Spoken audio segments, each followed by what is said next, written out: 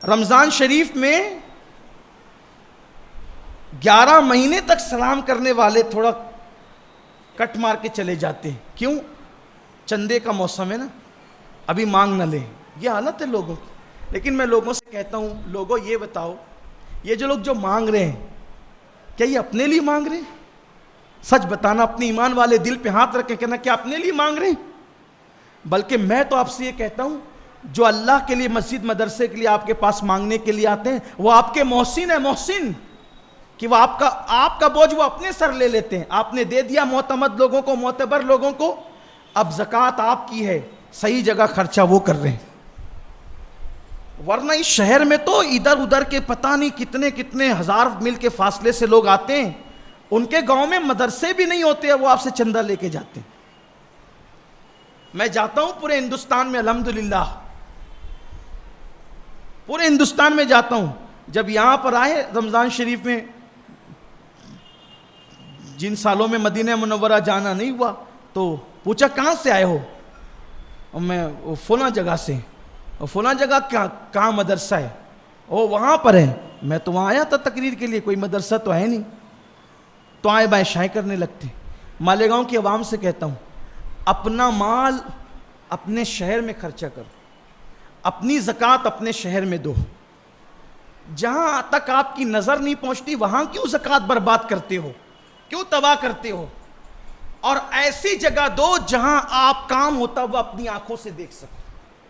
میں یہ نہیں کہتا کہ آپ صرف سنی دعوت اسلامی کو دو, یا صرف میرے مدرسے کو دو, یا ہمارے ادارے کو دو. نہ, آپ ہمیں نہ دو, آپ کی مرضی. میں چندہ مانگنے نہیں کھڑا ہوں اپنے مدرسے کے لیے, اور ایسے مدرسہ میرا ہے بھی نہیں, پوری قوم کا ہے. میں نے کہا اپنی قبر میں لے جانا ہے. 60 مدارس چلتے ہیں پورے شہر کے اندر تحریک سنیدہ اسلامی کے. جامعہ چلتا ہے, 2 لڑکیوں کے مدارس چلتے ہیں.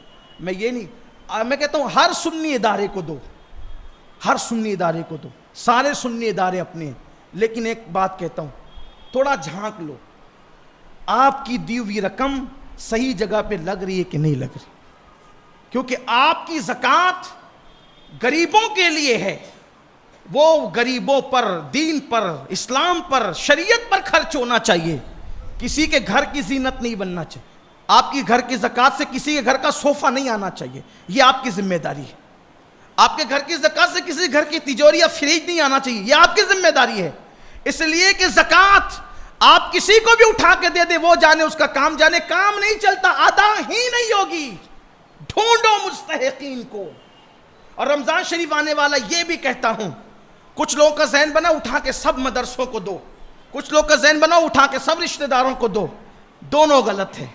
میں آپ کو ایک مشورہ دیتا ہوں, اپنی زکوٰۃ کے 3 حصے کرو.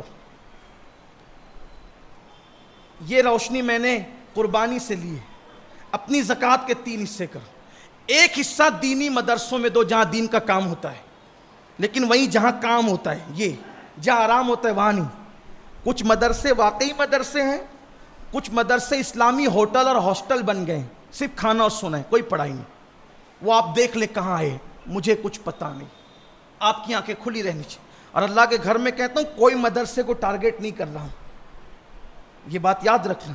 میں کبھی بھی کسی کو بھی ٹارگیٹ کر کے تقریر کرنے کو حرام سمجھتا ہوں, اس لیے کہ آپ نے اتنے بڑے منصب پہ مجھے کھڑا کیا, منبر رسول پہ, میں یہاں آ کے کسی کو ٹارگیٹ کروں, غیبت کروں, حرام ہے. امانت ہے آپ تک پہنچا رہا ہوں, لیکن آپ کی زکوٰۃ کے ذمہ دار آپ ہیں. جھانکو کہاں کام ہو رہا ہے, وہاں جاؤ. تو ایک دینی مدرسوں میں جہاں دین کا کام ہوتا ہے, ایک اپنے رشتہ داروں پر, اس لیے کہ رشتہ داروں کو زکوٰۃ دینے سے ڈبل ثواب ہے. ایک زکوٰۃ کا, ایک صلہ رحمی کا, ایک حصہ ان کو دو, اور ایک حصہ عام غریب مسلمان کو دو, تو تینوں کا بھلا ہو جائے گا. کیونکہ مدرسے یہ آپ کے چندے سے چلتے ہیں, یاد رکھنا. اور جب تک مدرسے حیات ہیں, علم دین حیات ہے, اور جب تک علم حیات ہے انشاءاللہ اسلام زندہ رہے گا. اچھا امام آپ کو مدرسوں سے ملتا ہے, اس کا خیال رکھنا.